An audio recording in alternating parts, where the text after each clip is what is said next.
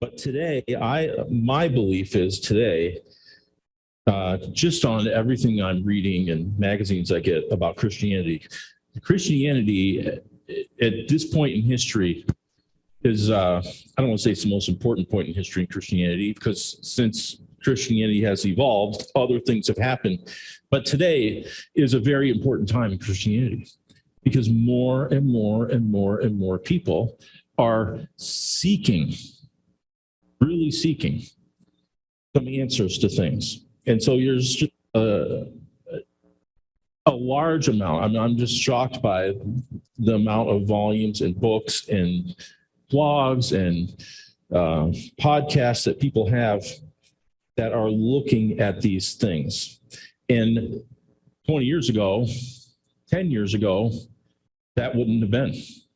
It just didn't happen, right? There became a tradition that was taught, and that is what Christianity was on until now. And so I think it's an important time, and I think that these are important topics. And so we are going to continue into the next thing that we can use to read the Bible. Another way to read the Bible of the 7 ways. I didn't write down what number this was because now I've lost track of where I've gone. We're getting to rhetoric. That's what we're going to begin with. Not so much to get into it today, but soon. There's a little section before that which comes from his book, and I'm going to expound on it a little bit, but it leads into rhetoric. So let's have a word of prayer and we'll get started.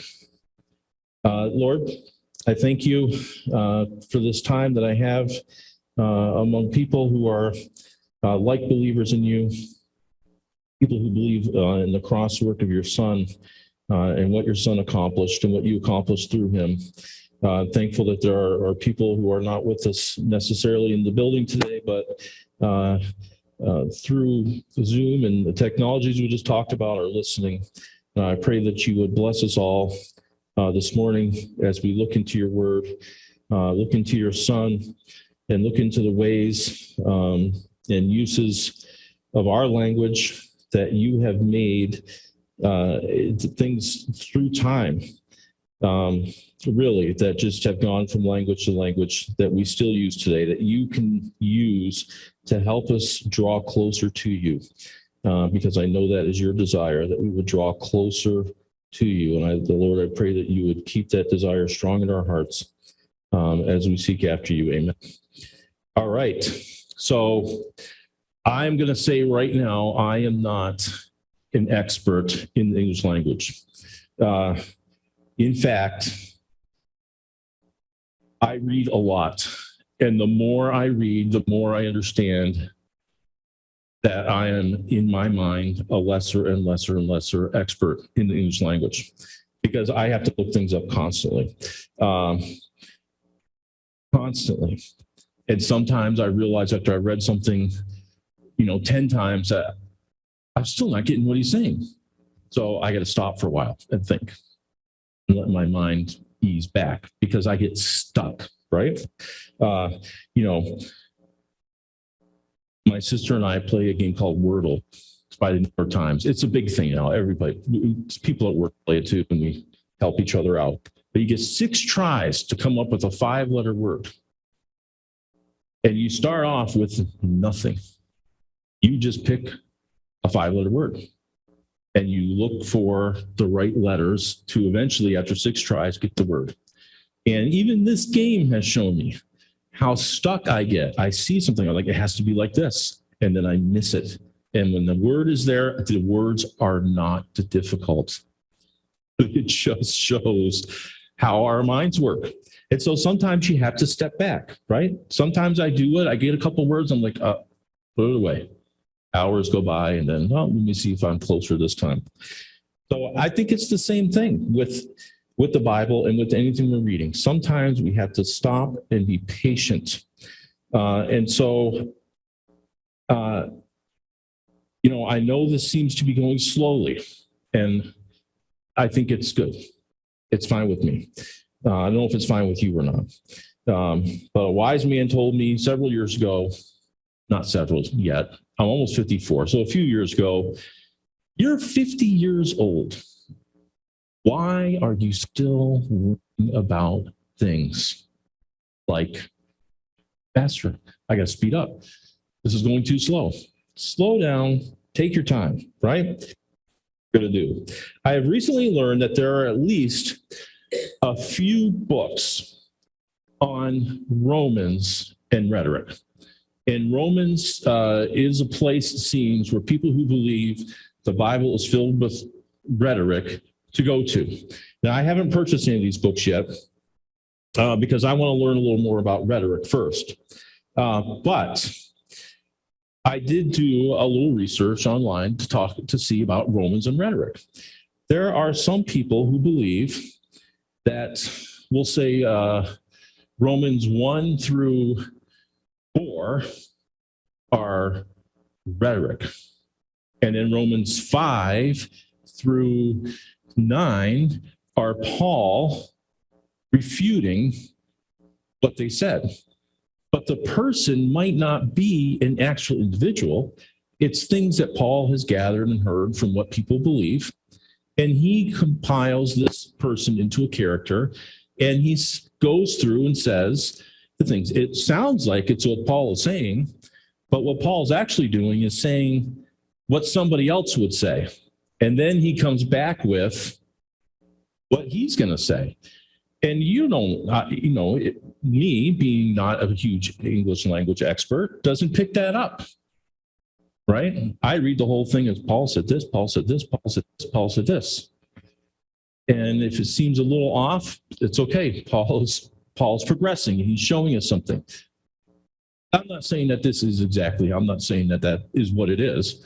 I'm just saying that there are a lot of people, a lot of theologians who believe that in the Bible, there's a lot of rhetoric. And does that make it false? Does it make it a lie? No, it's a component of language that Paul is an expert in. And I think most people believe Paul is an expert in rhetoric. He debated with philosophers. What's that?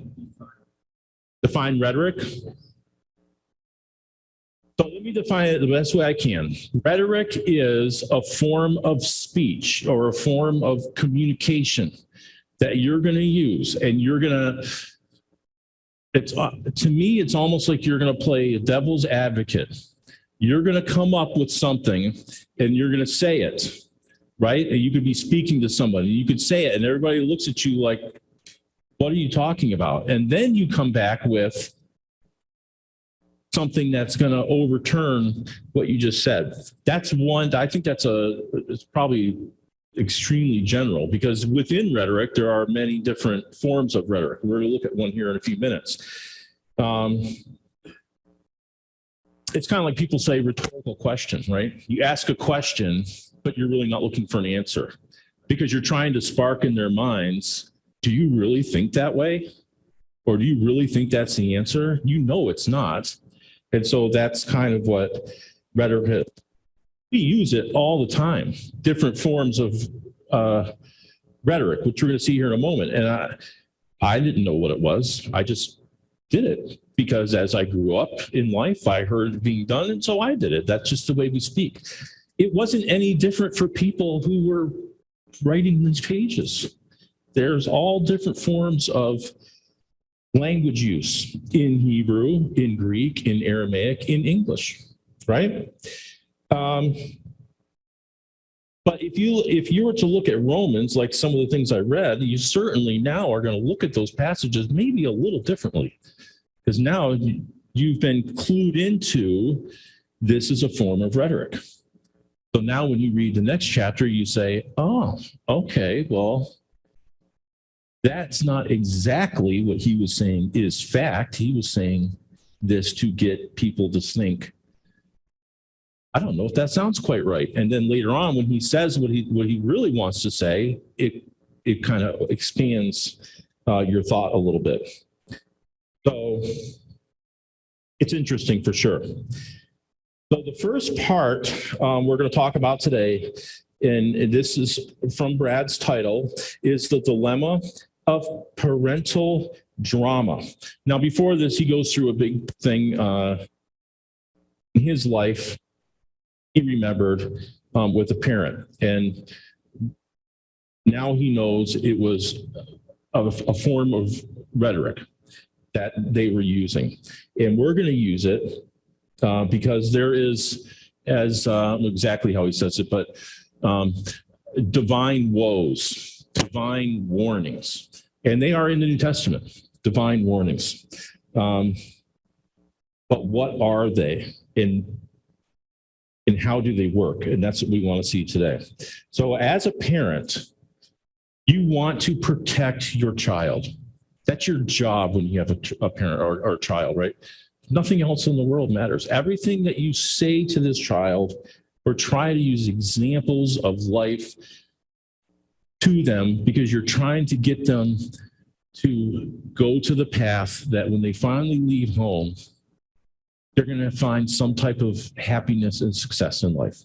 Don't want to see them make wrong decisions or do things that can hurt them. And so what do? You dramatize things, right? It's not just you're going to get hurt if you do that. It's you're going to get hurt. And then there's this and there's that. And it's going to be terrible. And, you know, it could be whatever the topic is. It's going to be huge because you're trying to really drive home to them how big this could possibly be. And I speak from experience. My son used to tell me, I don't want to hear about your life stories and experiences, you know, because, you know, we would go back and forth angrily at each other sometimes. And he would say things like that to me because he knew what was about to happen, right? Dad is going to launch into a 10-minute dissertation of when something like this happened, and this is the lesson to draw from it. Danny is very much a experience it person, right? There's nothing wrong with that. Now, thankfully, he's told me and his mother that even though he said things like that to us, it was there. And he's thankful because he's already run into situations in life where some of these things have made sense to him. 24. He'll be 25 this year. So, you know, I'm thankful for that. But I can look back and think, I probably was way overboard sometimes, right? And got way too angry or way too into what I was trying to say. But, you know, I was trying. As a parent, that's all you can do. When in our house, we had a wood stove. We still have it. Hopefully it's going to be gone soon. But we had a wood stove, and it was dangerous. Danny never touched the stove. He never even pretended like he was going to touch it. It's hot. You could feel it's hot. And we told him that. We did have a cat once that always got close. We tried to keep the cat away. One time the cat finally jumped on the stove. And it was on that stove for, I can't even say how short of a time. I don't even know if his paws actually touched the surface, but he was on and off, and that was it. So, you know, Danny never touched it, but we still overstated the danger. And when we had nieces and nephews over during the winter time, we overstated the danger. We had a fire screen around it to make sure the kids didn't touch it. And thankfully, we never had anyone touch it, but we still overstated it. And it's because it's something we want them to avoid because we know as soon as they touch it, it's going to hurt. But what would have happened if one of the kids touched the stove and they burn their hand and they have blisters? That hurts. We would have told everybody else, see, don't touch the stove. I mean, there's so many options. I mean, but what is the thing that you're not going to do? I mean, I'm sure I'm going to say, I told you in some form, right? What good does that do? Nothing, right? But you just want to make sure they knew. I didn't warn you. But what are you going to do? You're going to help them. You're going to bandage it. You're going to clean it. Maybe you'll take them to the hospital. You do whatever you can. You're going to comfort them. The whole anger thing is going to, you might be angry for a second, like, why did you do that? But it's going to go disappear because they just hurt themselves. The same once your child becomes an adult, right? And they call you on the phone and say, I really need your help. I need this, I need that, I need support, I need something. And you think, I told you. But what do? Especially once they start getting adulthood, you treat them like an adult and you say, yeah, I'm going to help you out. That's what we do. That is the dilemma of being a parent. Anybody who's caring for somebody else, you start to worry about those things. And so there are warnings and you overstate them and you get dramatic. And when it happens, you stop and you treat them in a loving way. But what about God? Is that what God does? It is. We believe it's what God does. God is our Father, right? Paul says, let's turn to Matthew chapter 5. Paul says that he's in Acts, he says, isn't he everybody's father? We believe that, you're not a believer. He's your father in one way because he's your creator. But once you become a believer and you become a son, then he is your father. But that doesn't make him any less of a father to someone who's not a believer, because there are divine warnings, but what is his ultimate intention with them? His ultimate intention with them is to bring them or have examples for them or have us living around them so they understand what it's like to be in a relationship with him and to come to that. It's not to say, I told you so, and punish them when they fall. So we're going to read verses 27 to 30. And we're just going to go to a couple passages this morning and look at an example of a form of rhetoric. I said 27 to 30, right? Matthew chapter 5, 27 to 30. You have heard that it was said, you shall not commit adultery. But I say to you that everyone who looks at a woman with lust for her has already committed adultery with her in his heart. If your right eye makes you stumble, tear it out and throw it from you. For it is better for you to lose one of the parts of your body than for your whole body to be thrown into hell. If your right hand makes you stumble, cut it off and throw it from you. For it is better for you to lose one of the parts of your body than for your whole body to go into hell. So this is an amazing passage. A person who takes the Bible absolutely as literal has some pretty incredible explanations for this passage, which I've heard before. Of course, it doesn't apply to today, they'll say, because this is a Sermon on the Mount about the coming kingdom, right? And that's not here yet, but it's going to come someday, and they call it the millennium. And in the millennium, how does Jesus rule? Not like a loving father, as Brother Richard says, an iron fist, with an iron rod, a rod of iron. And so I have heard it said before that possibly people in the millennium would be able to have a viewpoint into hell. And the fact that they might think about a woman in the wrong way, knowing what's waiting, the judgment that's coming, they would willingly, physically, in reality, pull the eyes out of their head so they could never look and see another woman, because they're afraid of that rod of iron and what Jesus or God is going to do. That sounds horrible, right? Sounds like a terrible time. It almost makes you wonder, why would you want that period to even happen to anybody? Why would you want to think of Jesus as being on the earth for 1,000 years, ruling and reigning with a rod of iron, allowing people to see hell, and if someone steals something, telling them, you better cut that hand off or that's where you're going?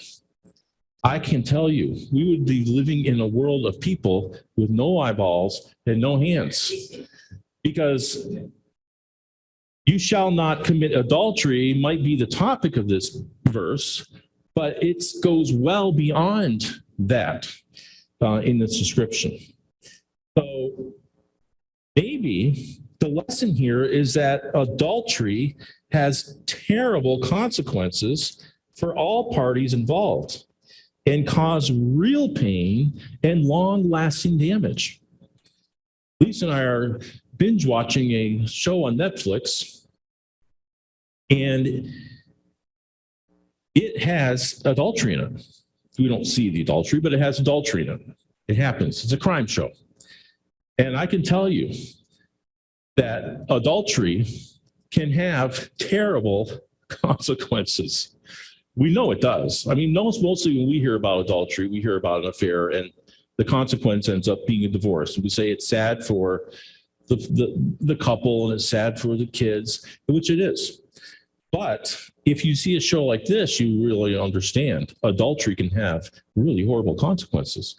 It can be far reaching. I think that's what Jesus is trying to say here. Don't commit adultery, not because the law says in Exodus not to commit adultery. You don't commit adultery because it's really, really bad. Jesus is taking it from a matter of the law to a matter of the heart, to a matter of love between people. And so, what would it be better to do? It's just like when Job says, it'd be better if I was dead. It'd be better if I was never born at all. Job might have meant that at the moment, but once everything is restored to Job, do you think he thought it'd be better if I was dead?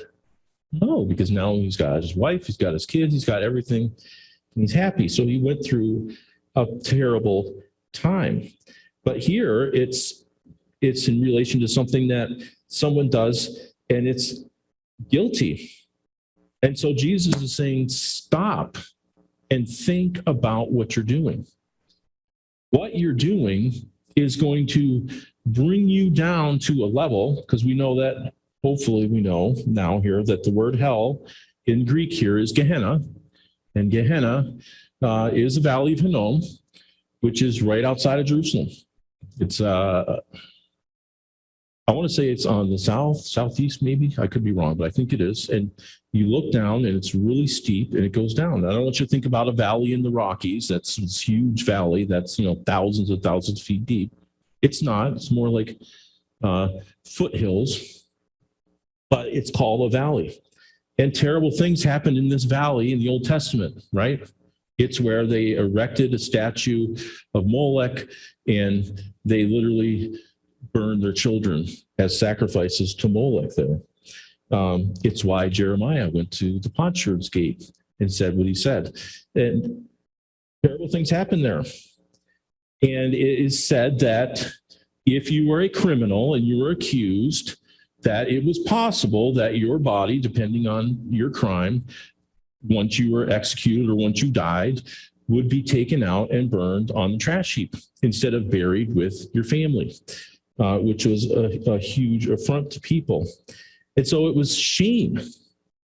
It's shameful.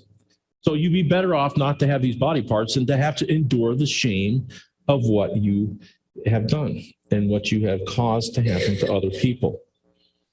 In chapter 18, Jesus says something similar. Of Matthew, chapter 18 will be verses 1 to 9.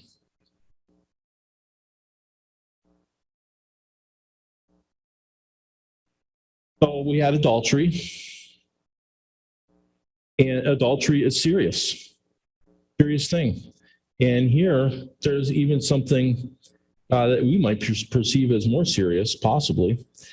At that time, the disciples came to Jesus and said, "Who then is greatest in the kingdom of heaven?" And he called a child to himself and set him before them and said, "Truly I say to you, unless you are converted and become like children, you will not enter the kingdom of heaven. Whoever then humbles himself as his child, he is the greatest in the kingdom of heaven. And whoever receives one such child in my name receives me. But whoever causes one of these little ones who believe in me to stumble, it would be better for him to have a heavy millstone hung around his neck and be drowned in the depths of the sea. Woe to the world because of its stumbling blocks. For it is inevitable that stumbling blocks come, but woe to that man through whom the stumbling block comes." I'll stop here for a second. That's a pretty neat statement to me. There are stumbling blocks in the world. They're going to happen. But woe to you if the stumbling block happens because of you. Stumbling blocks will happen, but make sure they're not you. That almost takes me back to Job. Life happens, and things happen in life. Make sure that you're not the cause of some of those things happening. Verse 8, if your hand or your foot causes you to stumble, cut it off and throw it from you. It is better for you to enter life crippled or lame than to have 2 hands or 2 feet and be cast into the eternal fire. If your eye causes you to stumble, pluck it out and throw it from you. It is better for you to enter life with 1 eye than to have 2 eyes and be cast into the fiery hell. Notice he says, enter into life. He's talking about entering into him, entering into the kingdom. It would be better for you to go there and begin your life there without appendages than to go there with all your appendages, because once you get there, you're going to get judged and you're going to be thrown into your life. Your next life is going to be eternal fire with all your appendages. One thing on this that I've often wondered, who goes into something and does something wrong and keeps one of their feet innocent and lets the other foot or part of their body do something guilty? Nobody. So in and of itself, now I know that sounds goofy, but think about what he's saying. Nobody goes into a situation and does something wrong and part of their body's innocent and part's guilty. So that, I think that alone shows, I hate to use the word absurd, but it almost sounds, well, like what he's saying almost sounds absurd, right? It sounds over the top because it is over the top. This is hyperbole. Hyperbole is using an example of extreme overstatement. That doesn't have to be extreme overstatement, of overstatement to show people that what I'm trying to get you to understand is so important. I'm going to use an extreme example to get you to understand how important it is.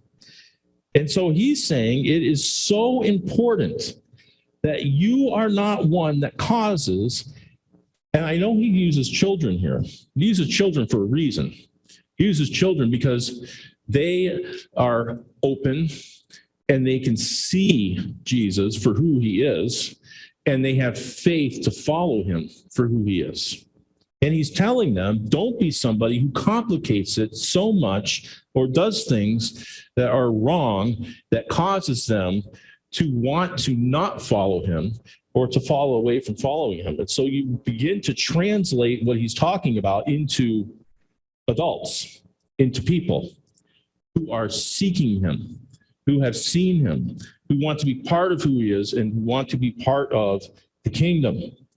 But there are people, even like the disciples that just said, who's going to be the greatest, that are causing people to stumble. In fact, at one point he tells the Pharisees, he goes through the woes, right? You're like whitewashed tombs. And one of the woes is You are keeping people out of the kingdom. You think you're bringing them in, but really you're shutting the door and you're keeping them out with you. That is what he's talking about here. And he's saying it's so important that we don't do that, that in verse 6, you may as well hang a millstone around your neck. If you don't know what a millstone is, in a mill in the 1800s, in our country when it was starting, I know in my town it was started around a mill. A man went out there because there was a waterfall and he created a mill. I know at one point it was used, you think the Little House on the Prairie, Charles and I can't think of his friend, but they worked at a mill, a lumber mill, and it worked by water. Water drove the gears until the saw cut. Well, sometimes mills, like in Jesus' day, a mill was used to grind grain. And so it's this massive, heavy stone that they would use donkeys or even people to turn and to crush the grain. And so if you tied a millstone around yourself and threw yourself into the sea, you're going to sink really fast and you're not going to have any chance of survival and you're going to drown. In fact, you might even just snap your neck on the way down because it's so heavy, depending on where you tie it. He's saying it's so bad that it would be better for you if you were just dead. I don't think he means literally go tie a millstone around your neck and throw yourself into the sea. I don't think he means literally go cut off your hands, go pluck out your eyes. He is using the same thing that I used when I was trying to teach Danny something about life. Hyperbole. So these are divine warnings. But the divine warnings are followed by other things, either directly, like right here, or indirectly, several chapters or passages later. If you go on and you continue reading, we're not going to read all of it, but if you get past the point of what he's trying to drive home, and then you get to verse 12 and you read, what do you think? If any man has 100 sheep, and one of them has gone astray, does he not leave the 99 on the mountains and go and search for the one that is straying? If it turns out that he finds it, truly I say to you, he rejoices over it more than the other 99 which have not gone astray. So it is not the will of the Father who is in heaven that one of these little ones perish. He's talking about the little ones and stumbling blocks and things that would stop them from coming to him or entering the kingdom. And we're going to translate that into people who are having faith and wanting to be what they should be or wanting to follow him and enter the kingdom. And the importance of them not stumbling and the importance of you not causing them to stumble with great drama and effect. And then he follows it up with, if one of them stumbles and falls away, don't you go look for it? Don't you think God is going to look for it, your Father in heaven? He's a father. You know, we read a lot of times that we read that word father as authority. But the Hebrew word or the Greek word, Abba, is loving, doting parent who wants the best for them, not the authoritarian with the wooden spoon or the iron rod. And so he's asking them, you would go find them. Well, so would I. So would the Father. And if you're one that's causing someone to stumble, you also are going to be one that he's going out to seek. Because if he's got 100 and just one goes astray, he's going to go find it. And so that includes everybody. In fact, in Luke 15:20, we won't turn there, we see the son come back to his father, to the prodigal son. And when his father sees him, what does he do? He runs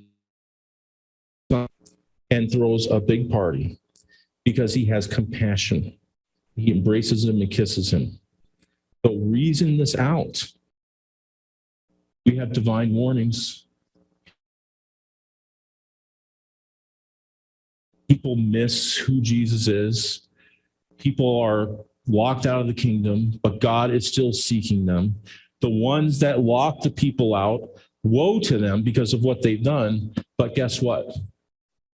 I'm still seeking even you. That's what Jesus was doing with them. Every time the woes and everything else came, he's trying to tell them, come on, you're missing what's going on here. God is seeking. That's the whole picture. In James 2:13, it says, for judgment will be merciless to the one who has shown no mercy. Mercy triumphs over judgment.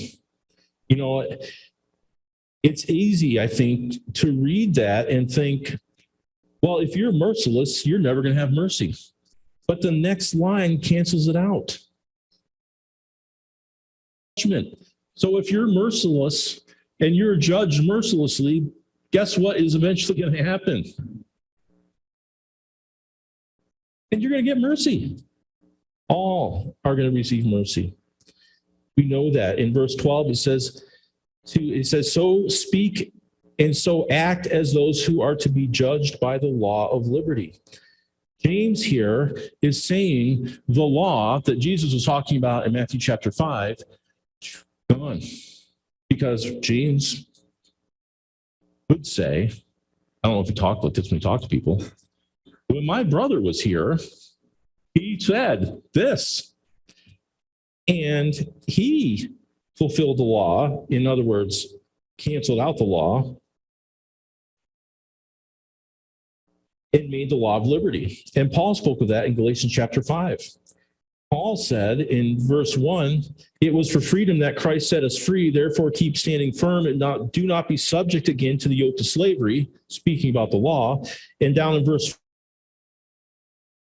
he says the whole law is fulfilled in one word, in the statement, you shall love your neighbor as yourself. Love is the answer. Mercy and love are tied together strongly, and it will be for all. There's a way to live, and that's what Jesus is trying to say. And it is in him, in Christ, is the way to live. That's what he's trying to say. And all of these divine woes and warnings are to get us to understand how important it is that we live in that way. And God is driving it home. And I think the answer is, what does sin do? Sin judges us, right? You hear people say, oh, don't judge me, right? I don't have to. Because as soon as you say that, you're already judging. What you have done is already weighing down on you, right? And that is punishment. That is the hurt. And so God is seeking to welcome us home. And I think in that parable of to the world, to stop them from making people they didn't have a hand, because he has a better way of life for us. So we're going to close with 3 points. King with a rod of iron, who's standing over you, ready to judge and punish you for everything that you do wrong at the first possible moment. God is out to be Romans chapter 5, right?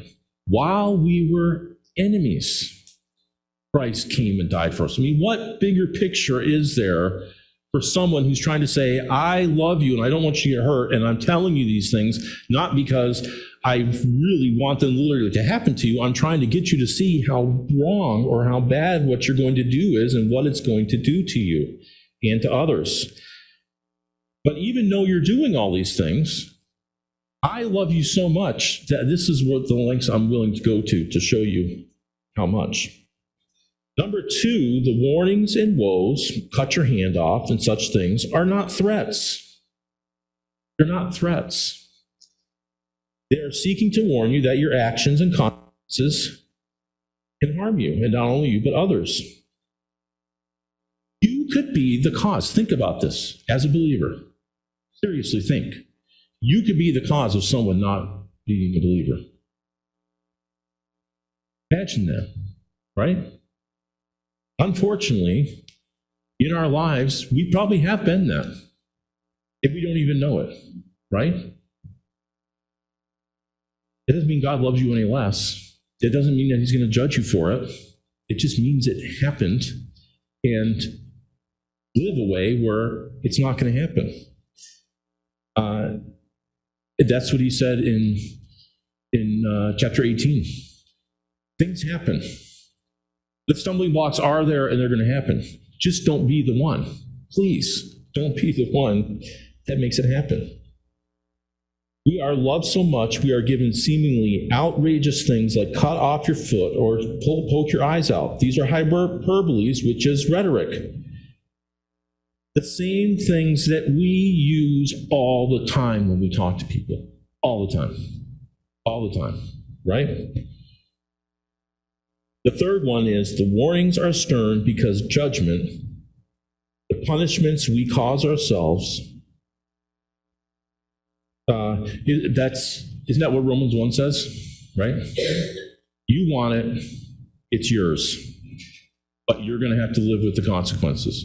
I don't want you to have to live this way. I have a better way for you, but it's there. Even a passage that ends, even if the passage ends with a woe to you or a divine warning, we have to remember that mercy triumphs over judgment, and God is merciful. So isn't that a neat way to look at those warnings? When in the past you might have looked at them as threats, or some people even today believe that those things are literally how people are going to want to live in the millennium, to be on the right side of things. To know that Jesus used the same type of language we use with each other to relay something to us. He didn't have to stand up in a lofty place and make threats. He just spoke to us like we speak so that we would understand what he's saying. But to get that, we have to understand what we talked about way to begin this with, literal versus literal sense, right? We have to make that distinction and understand that the Bible is written in a way that is similar to how we speak, and that is how God communicates with us. So that's our first look into a form of rhetoric, and we will continue it next week. Amen.